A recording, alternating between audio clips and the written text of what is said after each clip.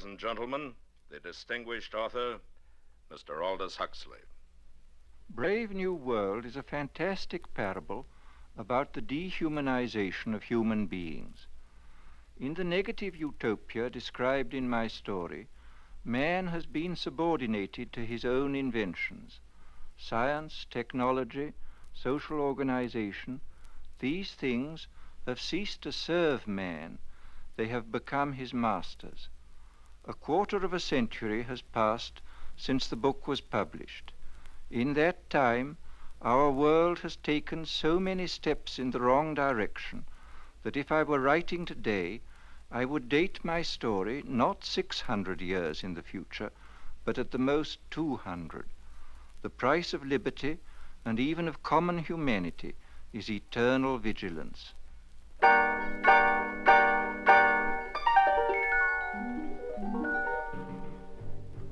CBS Radio, a division of the Columbia Broadcasting System and its 217 affiliated stations, present the premiere broadcast of the CBS Radio Workshop, radio's distinguished series dedicated to man's imagination, the theater of the mind.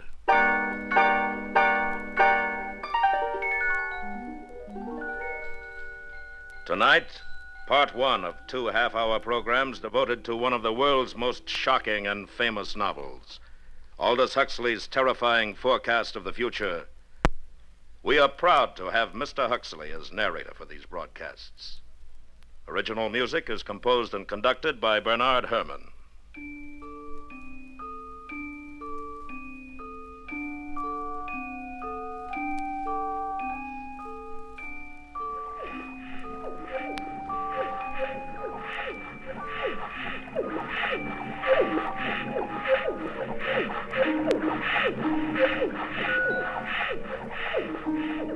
This is Aldous Huxley, and these are the sounds of the brave new world, of test tube and decanter, of hissing injectors and gurgling blood substitute.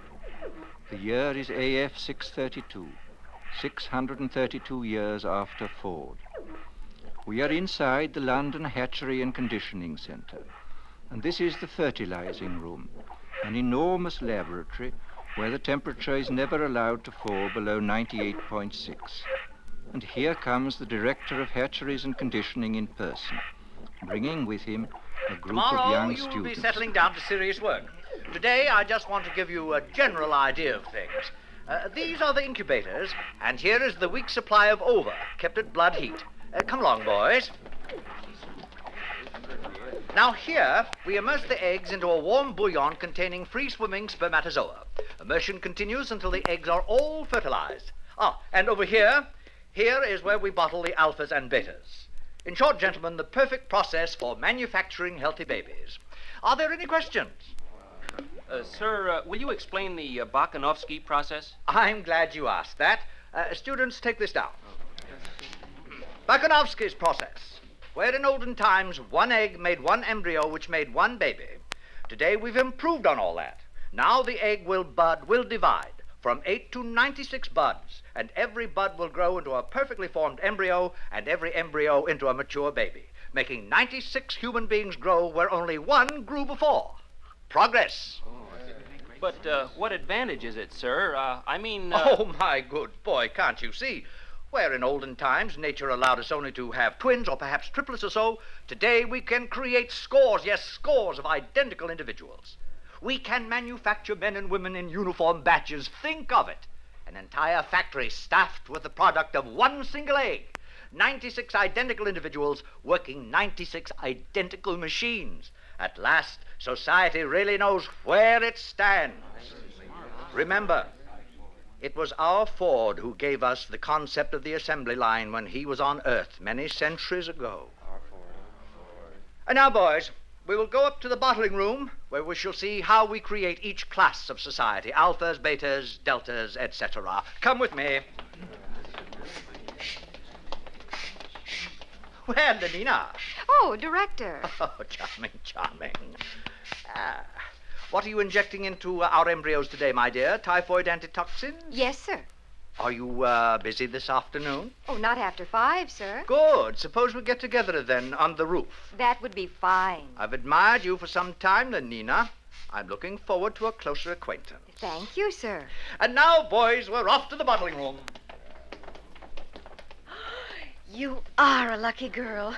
The director of hatcheries and conditioning. Oh, hello, Fanny. Oh, you can trust the director to be the perfect gentleman. I saw him pat you. He wants me. You see? That shows what he stands for. The strictest conventionality. And it's about time you started belonging to someone else, my dear. But I like Henry Foster. We've only been with each other 4 months. 4 months? Well, what would the district world controller say?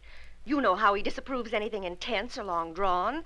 And it isn't as though there were anything painful or disagreeable about being with 1 or 2 other men besides Henry. After all, everyone belongs to everyone else. You're quite right, Fanny, as usual. Good girl. Fanny, do you know Bernard Marx? Bernard Well, why not? Bernard's an Alpha Plus. Besides, he asked me to go to New Mexico, to the Savage Reservation with him. But his reputation. They say he doesn't like obstacle golf. Oh, they say. And that he spends most of his time by himself alone. They say somebody made a mistake when he was still in the bottle. Thought he was a gamma and put alcohol into his blood substitute. That's why he's so stunted. Oh, what nonsense. Well, very well, Lenina. It's your life, my dear. But I think you're heading for trouble.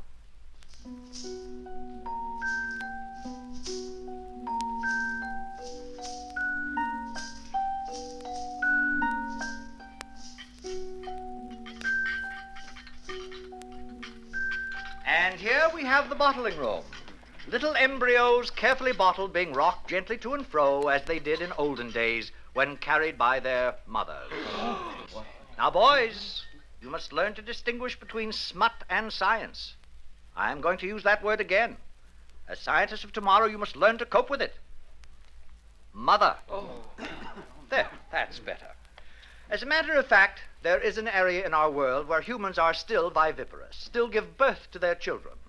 The Savage Reservation in New Mexico. I visited there once myself, many years ago. Dreadful, filthy place. Naturally, civilization has improved on all that. It is here we control the embryo's growth, each batch carefully regulated to produce the exact class of citizen we desire. And here is our Mr. Henry Foster in charge of bottling. Oh, Henry. Yes, sir. Please explain the process to the students. Oh, delighted, sir. By the way, Henry, before you begin, I made a date with Lenina Crown this afternoon. Oh, really? I'm delighted, sir. I'm sure you'll enjoy belonging to her. Good. Very pneumatic girl. Now, please proceed. This way, gentlemen. Here we advance the process. One by one, the eggs are transferred from their test tubes into these larger decanters and moved along to the labelers, carefully labeled as to heredity, date of fertilization, sex, name, serial number. Gentlemen, there are 88 cubic feet of card index in this room. Now, here is where we actually predestine and condition. Nothing is so unstabilizing to society as unhappy people. We avoid all that by preconditioning our embryos. And now we are entering the heat conditioning room. Hot tunnels alternating with cool tunnels. Exposure to cold is accompanied by exposure to X-rays. By the time these babies are decanted, they have a perfect horror of cold.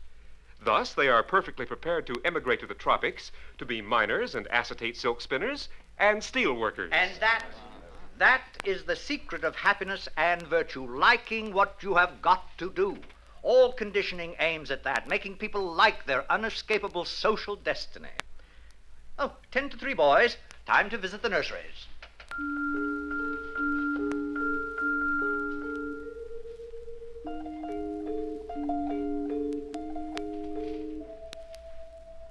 And so the director continued on his tour. Meanwhile, in his rooms high above the city, Bernard Marx nervously paced the floor. I'm taking Lenina Crown in New Mexico with me, Helmholtz, to the Savage Reservation. Well, it's about time. What do you mean by that? I'll be frank, Bernard. There's been a lot of talk about your behavior at the College of Emotional Engineering. Of course, I've been defending you. And I'm but- supposed to be grateful? Because you're a successful feelies writer? Because you're tall, well-built, have all the girls you want? Oh, Bernard. Now, you know how I feel. I want to write. I mean, seriously, not slogans or feelies. I want to write something important. Lately, I've been cutting out my committees and my girls. The director called me in just the other day. Are you in trouble, too? There's a poem I wrote, too emotional, he said. He gave me the lecture about being an alpha plus, about remembering to behave even as a little infant. I know. I tried to explain to Lenina, but she doesn't understand, or won't understand. Oh, those other men she belongs to, Henry Foster, Benito Hoover, they treat her like a side of beef. It's disgusting. It's socially proper. We share and we share alike, remember? But I want her for myself, alone. Bernard, you're my closest friend. Now, you listen to me. You can't win this way. Follow the rules. Play the game. Be happy.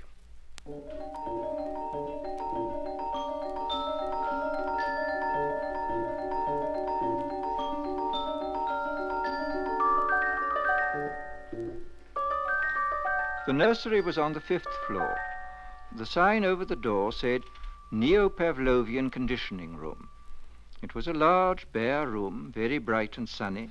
Half a dozen nurses, trousered and jacketed in the regulation white viscose linen uniform, were engaged in setting out bowls of roses in a long row across the floor. The nurses stiffened to attention as the director of hatcheries and conditioning came in, followed by his students. Set out the books. In silence, the nurses obeyed his command. Between the rose bowls, the books were duly set out. Now bring in the children. They hurried out of the room and returned in a moment, each pushing a kind of tall, dumb waiter, laden on all its 4 wire-netted shelves with 8-month-old babies, all exactly alike, a Bokanovsky group, and all, since their caste was Delta, dressed in khaki diapers. Put them down on the floor. Now turn them so they can see the flowers and books. Turned, the babies at once fell silent, then began to crawl towards those clusters of sleek colors, those shapes so gay and brilliant. From the ranks of the babies came little squeals of excitement, gurgles and twitterings of pleasure. The swiftest crawlers were already at their goal. Small hands reached out uncertainly, touched, grasped, unpetaling the roses, crumpling the illuminated pages of the books. Watch carefully, students. All right, nurses, pull the lever.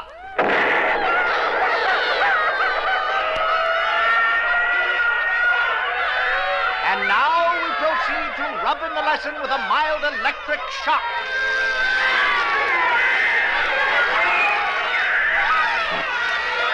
That's enough.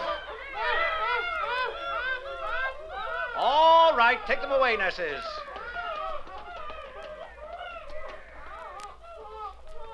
Observe. Henceforth, books and flowers will be associated in their minds with loud, unpleasant noises and electric shock. And after 200 repetitions of the same or a similar lesson, will be wedded forever. What man has joined, nature is powerless to put asunder. They'll be safe from books and botany all their lives. But, sir, since these are lower caste children anyway and will never read, why bother to condition them against flowers? Simple economics. If gammas, deltas, or even epsilons like flowers in nature, soon you'd see them wasting their time visiting the countryside. And of what economic use is that? A love of nature keeps no factories busy. It was decided to abolish it, at least among the lower classes. Any further questions? Sir, would you tell us about sleep teaching? I'm glad you asked that. The most ingenious development of all, sleep teaching, is given to all our children as they grow to maturity. A little voice murmurs slogans in their ear all the night long while they sleep. Of course, it's useless for teaching, but as a method for giving post-hypnotic suggestions, it is invaluable. It's what conditions our minds to love our future role in life. Now, boys, tell me some of the lessons we've all learned through sleep teaching. A gram is better than a dam. A good example. We have learned to take a gram of soma whenever we feel out of sorts. Euphoric, narcotic, pleasantly hallucinant. It transports our minds into a beautiful sleep filled with wonderful images. It gives a summer holiday, thus preventing unnecessary impulses such as anger, jealousy, envy, anxiety. Next. Ending is better than mending. Good. It's better to throw away something than to repair it. New clothing, new possessions keep our factories humming and make us happier. Next. I'm glad I'm not a gamma. Ah, yes. We're all taught in our sleep to enjoy our own caste, whatever it may be. Gammas are taught to think, I'm glad I'm not an epsilon. Betas learn to be glad they're not deltas or gammas. And glad they're not alphas, because we alphas sometimes have to use our minds, and that's very painful. Very good indeed. Well, students, I think our tour is over for today. I'm sure most of you have dates with pneumatic young ladies. Some, of course, will be wanting to get in a game of obstacle golf. But before we finish, I'd like to add a few footnotes to the things you've seen today. Today, we have a controlled society, a happy society. We have stability. Ah, there was a time when these things did not exist. Didn't people grow old and feeble in those days, sir? Indeed they did. Old men in the bad old days used to renounce, retire, take to religion, spend their time reading, thinking. Now, such is progress. At 60, we have the tastes and the powers of a 17-year-old. Why, the old men have no time, no leisure from pleasure, not a moment to sit down and think. They're much too busy scampering from feely to feely, from girl to pneumatic girl.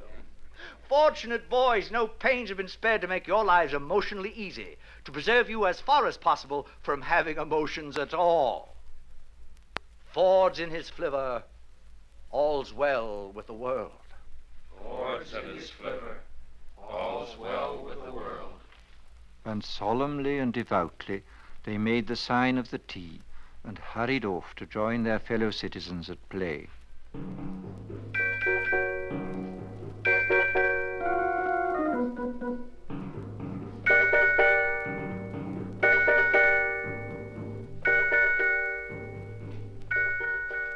In spite of Fanny's dire warnings, Lenina Crown made a date that evening with the eccentric Mr. Marks, partly to show Fanny her courage, and partly because she was curious. When they were safely in their helicopter and climbing above the city, she turned to him. Shall we play escalator squash or go to the Feelies? Escalator squash is a waste of time. But what else is time for? All right, then, let's go to the Feelies. You know, they're showing love on a bearskin rug, and everyone says it's terribly exciting. You can Lenina, actually please, feel... couldn't we just go for a walk and be alone together? But, Bernard, we'll be alone all night. Well, I meant alone for talking. Talking? Well, what about? Oh, you're beginning to feel nasty, I can tell. Take a soma, Bernard. I'd rather be myself and nasty, not somebody else, however jolly. A gammon 9 saves 9. Oh, for Ford's sake, be quiet. Bernard. Lenina, don't you ever want to be just you? Not enslaved by your own conditioning, to be free? But I am free. I'm free to have the most wonderful time. Everybody's happy nowadays. But wouldn't you like to be free to be happy in your own way and not somebody else's? I simply don't understand you. Bernard, do you really like me? Everyone says I'm awfully pneumatic.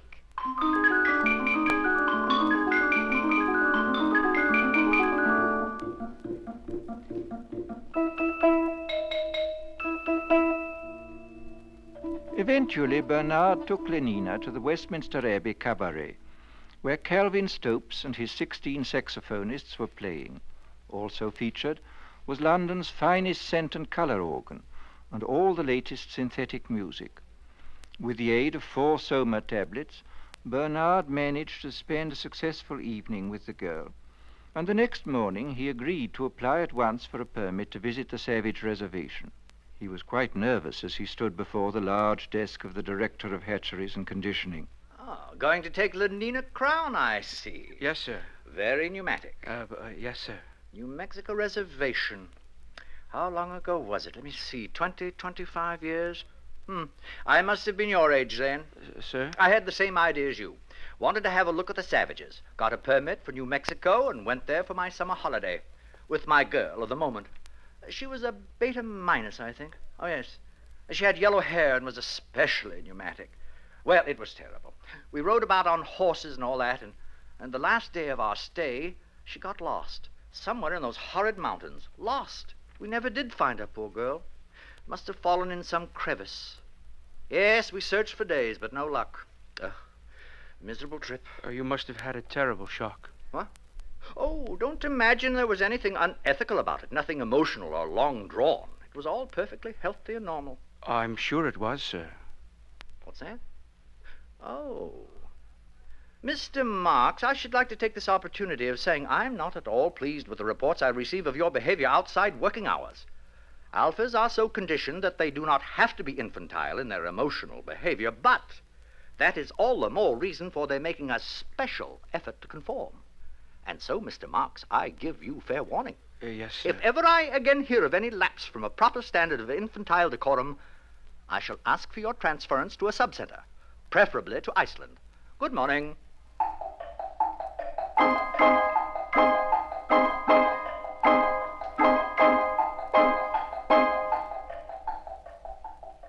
The journey was quite uneventful.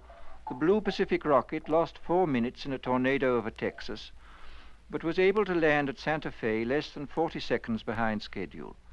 Lenina and Bernard slept that night at Santa Fe, and Lenina was very happy. Imagine 60 escalator squash racket courts in the hotel, and obstacle and electromagnetic golf, too. Oh, Bernard, it's simply too lovely. There will be no scent organs, television, or even hot water once we get out on the reservation. I can stand it. You'll see. Only progress is lovely, isn't it?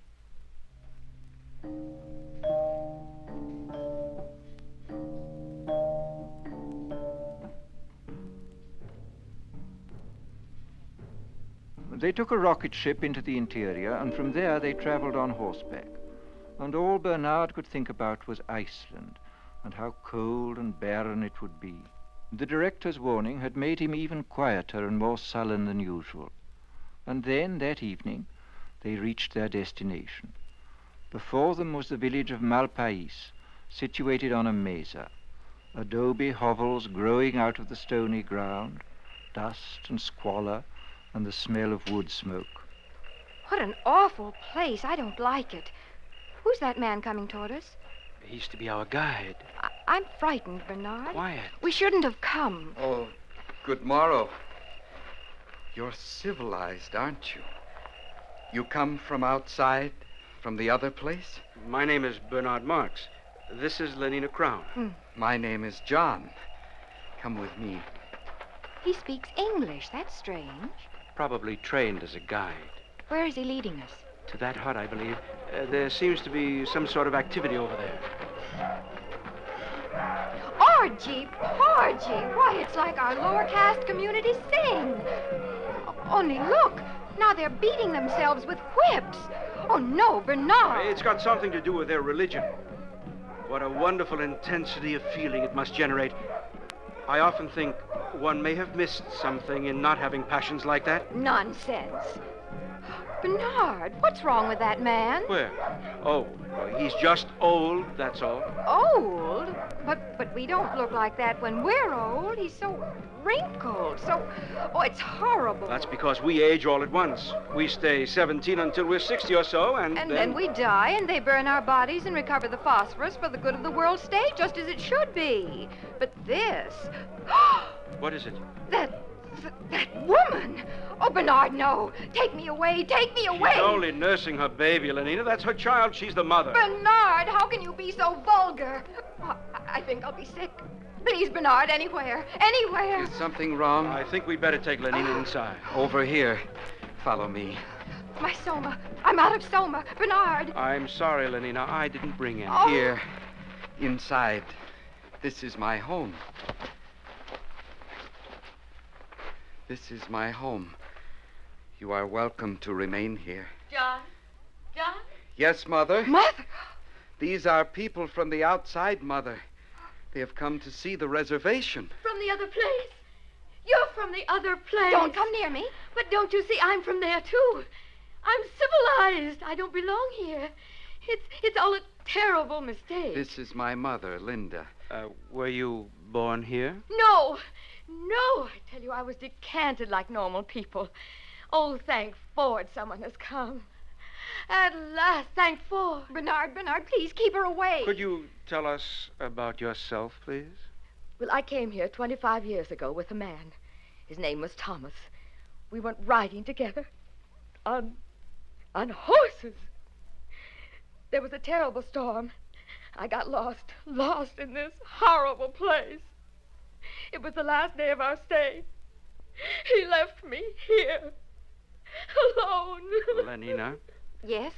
You will be interested to know that our director of hatcheries and conditioning is named Thomas, and that he came here 25 years ago. Oh, no. And that... It can't be. But it is. He told me so himself. What a discovery. This boy is our director's son. Our director is a father. Oh, it's too horrible. Mother, what is he saying?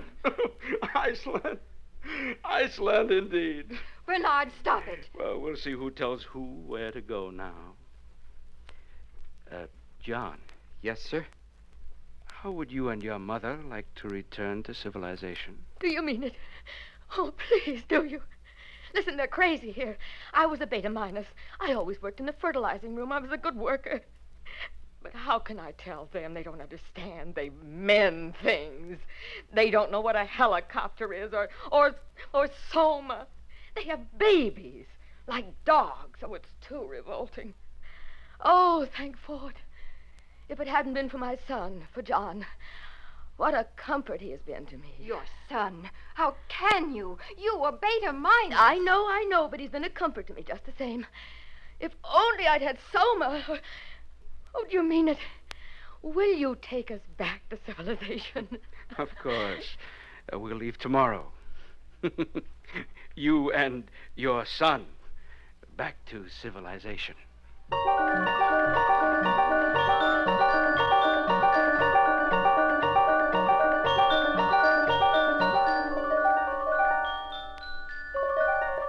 And Bernard was as good as his word. That very night, he and John and his mother and Lenina took the Blue Pacific rocket to London.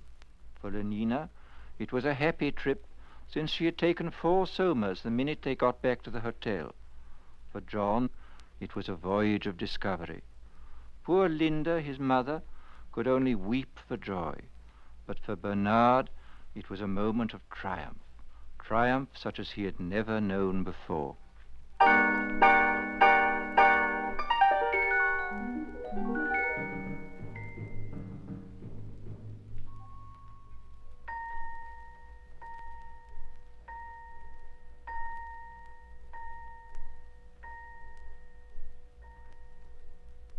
Brave New World, Part 1, by Aldous Huxley.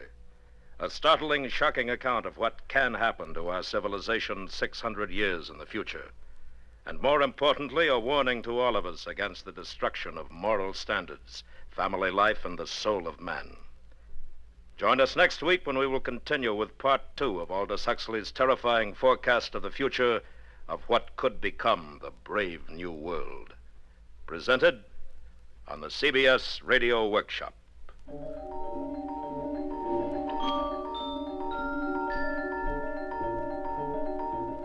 The CBS Radio Workshop is produced and directed by William Frug. Brave New World was adapted for radio by Mr. Frug. Featured in the cast were Joseph Kearns, Bill Idelson, Gloria Henry, Charlotte Lawrence, Byron Kane, Sam Edwards, Jack Crucian, Vic Perrin, and Lorene Tuttle. Original music composed and conducted by Bernard Herrmann. This is the CBS Radio Network.